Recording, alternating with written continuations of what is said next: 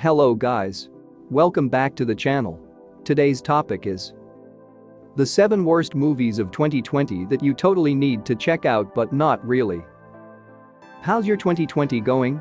If you responded with such expressions as lovely, swimmingly, or quite grand, your sarcasm-o-meter is off the charts. While the Great Plague has turned this into a year most would rather forget, at least we can take comfort in the fact that a bunch of great movies came out, right? But that's not what we're going to cover in this article.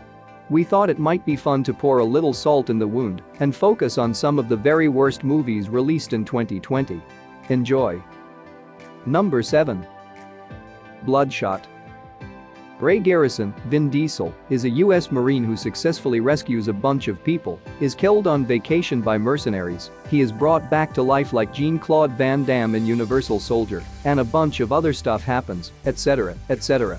You get to watch 109 minutes of Vin Diesel mumbling, getting bored with his lines before he's finished delivering them. He never once punches a walrus in the throat, and blah blah blah. We've managed to bore ourselves trying to summary this movie.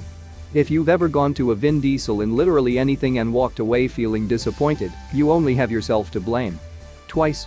First, you're fooling yourself if you actually think you're going to experience a cinematic masterpiece of filmmaking. Second, it means you ignored our advice and went to see craptastic movies like this anyway. This isn't even so bad it's good stuff. It's just bad. Bloodshot, Vin Diesel, in Columbia Pictures' Bloodshot. Number 6. Brahms The Boy 2. This is a standalone sequel to The Boy, meaning you don't need to have seen the first one to enjoy the second. And enjoy you won't. Liza, Kate Holmes, and her son Jude, Christopher Convery, survive a home invasion by 2 masked men, and after all that drama which has left Jude suffering from mutism, her husband Sean O'Ain decides they should all move to the countryside to recover.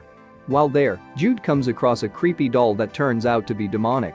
As is a common horror movie trope, Liza and Sean act silly and clueless, completely in denial about all the terrible things going on. The dialogue is dull and uninspired, and the CGI effects are really lame. The movie poster for this one, which features a blue-tinted doll with a cockroach coming out of its mouth, should make any reasonable person think, maybe no? Number 5. Coffee and Kareem. If you're a big fan of buddy odd couple comedies that aren't funny at all, inviting friends over to watch Coffee and Kareem is a guaranteed way to never hear from them again. Kareem, Terrence Little Gardenhigh, isn't cool with his mother Vanessa, Taraji P. Henson, dating a bozo cop named James Coffee, Ed Helms, so he plots to break them up by hiring some goons to give Coffee a scare. Zaniness ensues and Kareem and Coffee have to team up and meh. Whatever. It's ostensibly a kiddie movie, and yet it contains a lot of adult humor. In other words, it can't quite decide which audience it is trying to appeal to. Number 4. Inheritance. Archer Monroe, Patrick Warburton, aka Putty from Seinfeld. The patriarch of a wealthy, politically powerful family dies suddenly, leaving behind a mysterious will that leads to conflict between to be bad. In fact, on the surface the concept had the potential to be intriguing. But ultimately, it's a real mess. It tries to be too many things. It's like throwing ice cream, hamburgers and window cleaner into a blender and hoping the end result is a culinary masterpiece.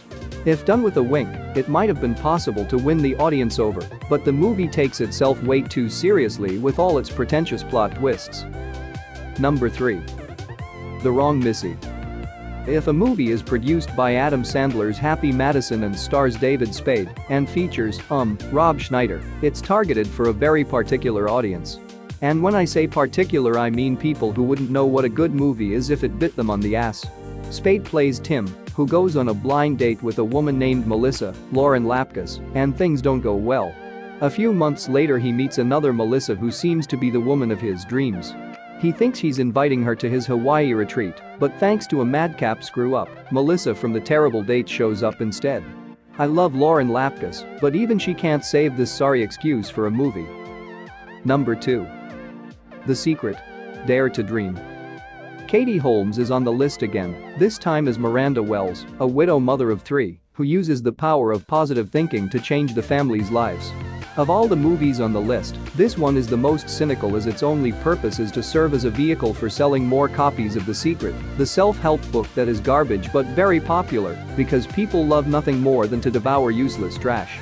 In a nutshell, the movie is a big glob of syrupy sweet mixed in with fluffy bunnies and warm, microwaved socks. Number 1. Dolittle. You might know Robert Downey Jr. from Iron Man. And Iron Man 2. And don't forget about the third one. Plus the movie's not called Iron Man, but nonetheless feature Robert Downey Jr. as Iron Man. Remarkably, this is the first time in 6 years that Downey has acted in a movie in which he wasn't Iron Man. And boy, let me tell you, it is as terrible as you might imagine. He plays the titular Dr. John Dolittle, who as you know talks to the animals. But wait, didn't Eddie Murphy do that once? Indeed he did. But the budget for this reboot was $175 million, and it was money well wasted.